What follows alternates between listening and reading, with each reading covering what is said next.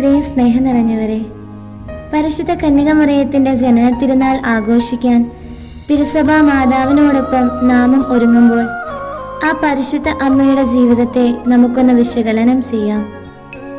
അമ്മയുടെ ജീവിതത്തിലെ കർത്താവിനോടുള്ള പൂർണ്ണ സമർപ്പണമാണ് ഇതാ കർത്താവിന്റെ ദാസി എന്ന ഒറ്റ വാക്കിനാൽ രക്ഷകന്റെ മാതാവായി തീരുവാനും അതുവഴി ത്രിലോകത്തിന്റെയും നാഥയായി തീരുവാനും ഭാഗ്യം ലഭിച്ചത്.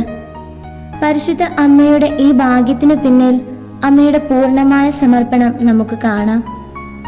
കേവലം വിവാഹനിശ്ചയം മാത്രം കഴിഞ്ഞു നിൽക്കുന്ന കന്യകയായ ഒരു യുവതിയുടെ മുമ്പിൽ സ്വർഗീയ രൂപിയായ ഒരു മാലാഖ വന്ന് സ്വർഗത്തിന് മാത്രം സാധ്യമായതും സ്വർഗം മാത്രം ഗ്രഹിക്കുന്നതുമായ ഒരു വലിയ രഹസ്യവും അതിന് കന്യകയായി തന്നെയാണ് തിരഞ്ഞെടുത്തത് എന്ന വലിയ സന്ദേശവും അറിയിച്ചപ്പോൾ അതിന് പ്രത്യുത്തരമായി മറിയം പറഞ്ഞ വാക്കുകളാണ് ഇതാ കർത്താവിന്റെ ദാസി എന്നത്.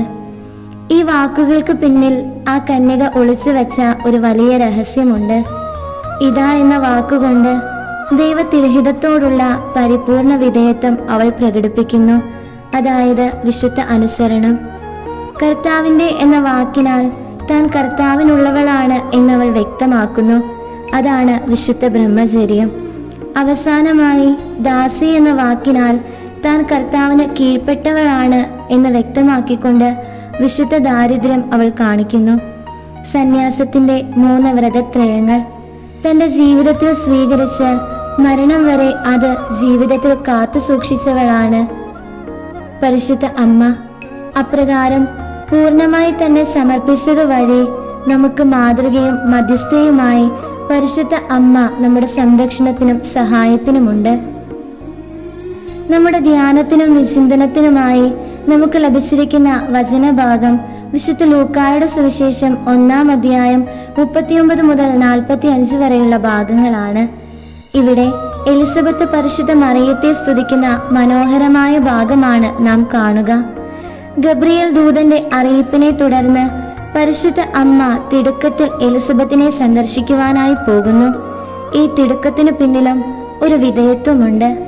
എലിസബത്തിന്റെ ഉദരത്തിൽ വച്ച് തന്നെ സ്നാപയോഹന്നാൻ പരിശുദ്ധാത്മാവിനാൽ നിറയും എന്ന സ്വർഗത്തിന്റെ സന്ദേശം നിറവേറ്റാനാണ് പരിശുദ്ധാത്മാവിന്റെ മണവാട്ടിയായ പരിശുദ്ധ മറിയം എലിസബത്തിന്റെ പക്കലേക്ക് ഓടിയത്.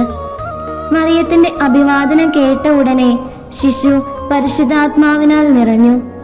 ഗബ്രിയേൽ ദൂതൻ സക്രിയ പുരോഹിതന് നൽകിയ അറിയിപ്പും അവിടെ പൂർത്തിയാക്കപ്പെടുന്നു. ഇപ്രകാരം മറിയത്തിലൂടെ ദൈവിക സന്ദേശങ്ങളെല്ലാം പൂർത്തിയാക്കപ്പെടുന്നു. ഇതിന് മറിയത്തെ പ്രാപ്തമാക്കിയത് മറിയത്തിന്റെ പൂർണ്ണമായ സമർപ്പണമാണ്. അതിനാലാണല്ലോ എലിസബത്ത് പരിശുദ്ധ മറിയത്തോട് കർത്താവ് അരുളി ചെയ്തത് നിറവേറും എന്ന് വിശ്വസിച്ചവൾ ഭാഗ്യവതി എന്ന് പ്രഘോഷിക്കുന്നത്. അമ്മയുടെ ഈ വിധേയത്വം കുരിശിൻ ചുവടുവരെ നമുക്ക് കാണാം. സ്വന്തം മകനെ മരണതുല്യം വേദനയോടെ കാണേണ്ടി വരുന്ന ഒരമ്മ. ആ അമ്മയുടെ ഹൃദയവേദന നമുക്ക് ഊഹിക്കാവുന്നതിലും വലുതാണ്.